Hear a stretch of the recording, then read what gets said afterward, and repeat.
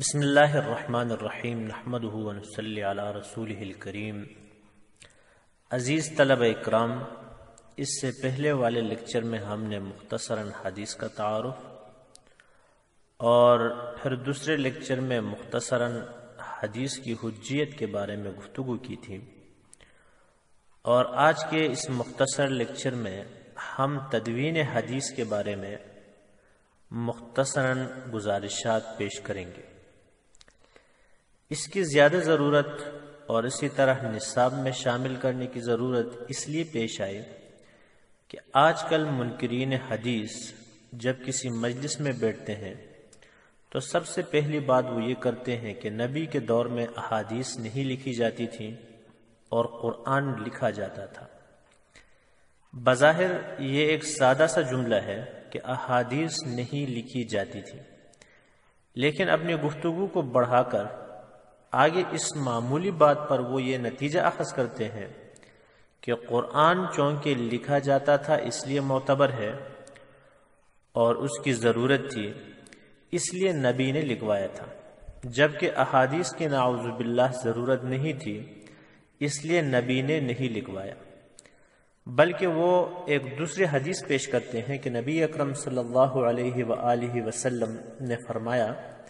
لا تکتبوا عنی، کہ آپ میری طرف سے کوئی چیز نہ لکھیں، ومن کتب عنی غیر القرآن،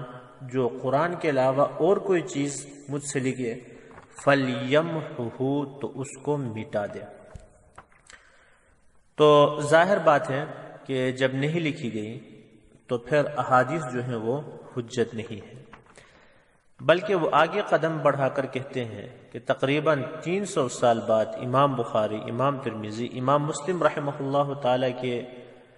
وقت میں یہ احادیث لکھی گئی ہیں، تو یہ کیسے حجت ہو سکتی ہے؟ تو بہرحال ہم تدوین حدیث کے موضوع پر گفتگو کریں گے تو یہ اشکالات اور یہ اعتراضات خود بخود دفع ہوں گے کہ یہ سب جو ہے مغالطہ یا نادانی پر مبنی ہے۔ تو لہٰذا سب سے پہلے یہ دیکھنا چاہیے کہ حدیث کی حفاظت کا عہد رسالت سے لے کر اب تک کیا اہتمام ہوا۔ حفاظت حدیث کا راستہ صرف کتابت ہی نہیں بلکہ دوسرے قابل اعتماد ذرائع بھی ہیں، اور تحقیق سے معلوم ہوتا ہے کہ عہد رسالت اور عہد صحابہ میں حفاظت حدیث کے 3 طریقے استعمال کیے گئے تھے۔ تو ویسے تدوین حدیث کا جو یہ سبق ہے اس کو ہم تقریباً 4 دور میں تقسیم کر سکتے ہیں۔ پہلا دور جو ہے وہ عہد رسالت و صحابہ رضی اللہ تعالیٰ عنہم اجمعین کا ہے، جس کے بارے میں ہم ابھی گفتگو کرنے والے ہیں، اور دوسرا دور جو ہے عمر ابن عبدالعزیز رحمۃ اللہ علیہ کا ہے، ان کا جو زمانہ تھا، اور تیسرا دور جو ہے دوسری صدی ہجری، اور چوتھا جو دور ہے وہ تیسری صدی ہجری، یعنی یہ سیاح ستہ کے جو مصنفین ہیں ان کا دور ہے۔ تو جہاں تک صحابہ کے دور اور عہد رسالت کا تعلق ہے تو 3 طریقوں سے حدیث کی حفاظت کی گئی۔ نمبر 1، حفظ روایات۔ تو جس طرح قرآن کریم کا جو ہے محفوظ کرنے کا پہلا طریقہ حفظ آیات تھا، اسی طرح حفاظت حدیث کا پہلا طریقہ احادیث کو یاد کرنا ہے، اور یہ طریقہ اس دور کے لحاظ سے انتہائی قابل اعتماد تھا۔ اہل عرب کو اللہ تعالیٰ نے غیر معمولی حافظ عطا فرمائے تھے، وہ صرف اپنے ہی نہیں بلکہ اپنے گھوڑوں کے نسب نامے تک یاد کرتے تھے۔ ایک ایک شخص کو ہزاروں اشعار حفظ ہوتے تھے، بسا اوقات کسی بات کو صرف ایک بار سن کر یا دیکھ کر پوری طرح یاد کر لیتے تھے۔